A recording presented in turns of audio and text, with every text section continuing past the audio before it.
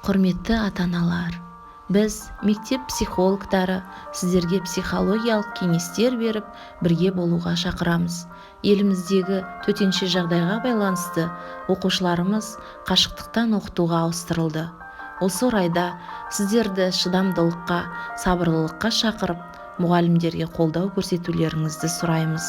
Мектеп тарапынан жіберілген тапсырмаларды уақытылы орындалуын қадағалаңыздар. Балаларыңыздың уақытын тиімді пайдалануға көмектесіңіздер. Балаларды тыңдауға үйреніңіздер, шыдамды болыңыздар.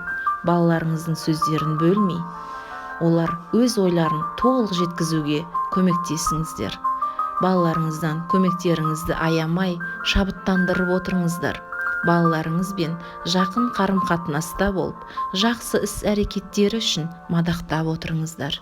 Бала сіздің ең басты байлығыңыз, ал оның бақытты болуы бізбен сіздерге тікелей байланысты.